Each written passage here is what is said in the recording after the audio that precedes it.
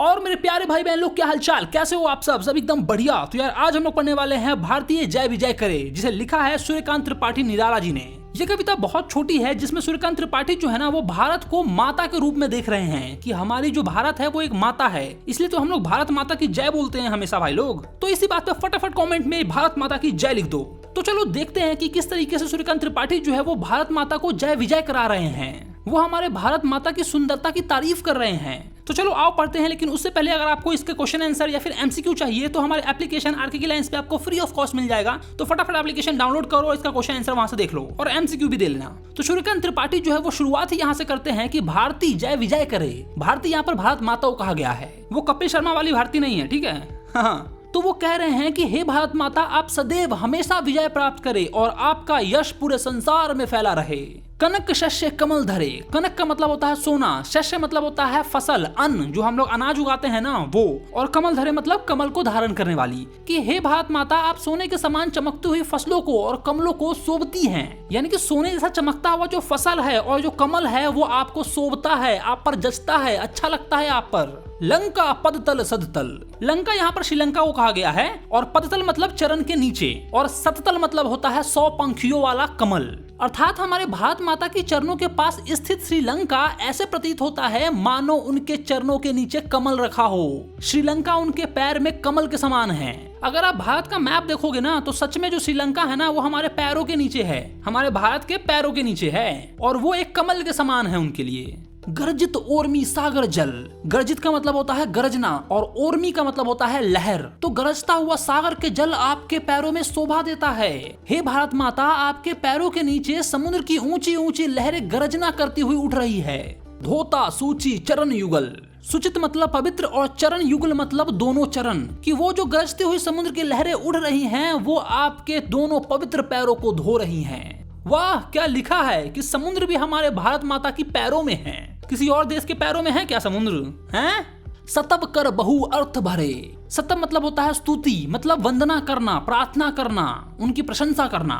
बहु अर्थ भरे मतलब अनेक अर्थों के युक्त, अर्थात अलग अलग प्रकार से जो गरजता हुआ समुद्र है वो हमारी भारत माता की वंदना कर रहा है, उनकी प्रशंसा कर रहा है, उनसे प्रार्थना कर रहा है, उनके कोमल और पवित्र चरण को धो रहा है। तरु तरन वन लता वसन।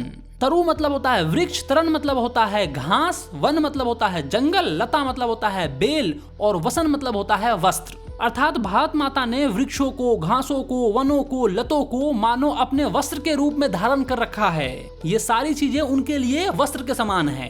अंचल में खिंचत सुमन।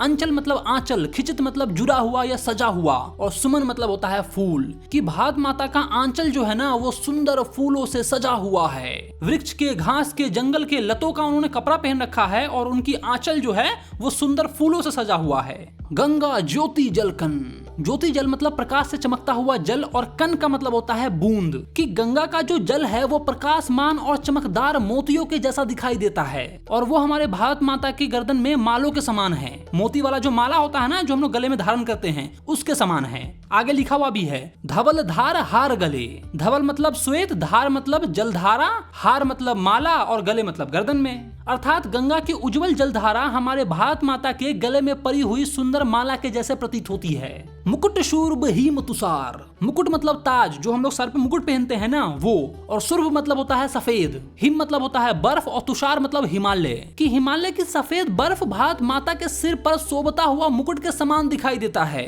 प्राण प्रणव ओमकार। प्राण मतलब जीवन, प्रणव मतलब ओम, और ओंकार मतलब पवित्र ओम की ध्वनि, जो ओम का आवाज होता है ना वो ओंकार। अर्थात भारत माता का जीवन पवित्र ओम की दिव्य ध्वनि से ओतपोत हो रहा है। मतलब कवि जो है ना वो यहाँ पर पूजा पाठ के बारे में बता रहे हैं कि हमारे पूरे भारत में पूजा पाठ होता है, इतना धार्मिक स्थल है ये। धवनित दिशाएं उदार। धवनित मतलब गूंजती हुई, दिशाएं मतलब चारों ओर, और उदार मतलब विशाल और महान। कि चारों दिशाओं में भारत की महानता और पवित्रता की ध्वनि गूंज रही है, इतना महान है हमारा भारत। सतमुख सतव मुखेर। सतमुख मतलब सैकड़ों मुख, सतरव मतलब सैकड़ों स्वर और मुखेर मतलब गूंज उठना। अर्थात हमारा भारत इतना महान है कि मानो सैकड़ों मुख सैकड़ों स्वर एक साथ भारत माता की महानता का गुण गा रहे हो, भारत माता की जय का नारा लगा रहे हो। इस कविता के माध्यम से निराला जी जो है ना वो हमारे भारत की महानता को दर्शा रहे हैं कि कितना महान है हमारी भारत माता कि समुद्र खुद उनके पैरों को धो रहा है, श्रीलंका उनकी चरणों में कमल के समान है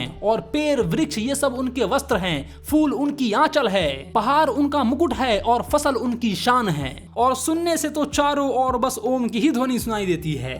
जय हो भारत माता की। तो बस यहीं पर आपकी ये छोटी सी कविता जो है वो खत्म हो गई। आई होप मैंने आपको बहुत ही अच्छे तरीके से सब चीजों को समझा दिया है। वीडियो अच्छा लगा हो तो वीडियो को लाइक कीजिए। अगर अभी तक आपने अपने भाई के चैनल को सब्सक्राइब नहीं किया तो क्या कर रहे हो भाई लोग, चैनल को सब्सक्राइब मारो यार। इंस्टाग्राम पे भी फॉलो कर लो मुझको और इसका एमसीक्यू जरूर देना। हमारे एप्लीकेशन आरके लाइंस पर अवेलेबल है फ्री ऑफ कॉस्ट। तो जाओ फटाफट इसका एमसीक्यू दो, इसका ही नहीं बल्कि बाकी सारे चैप्टर्स का दे लो। चलो तो मैं मिलता दूंगा नेक्स्ट वीडियो में। Bye bye, love you, take care.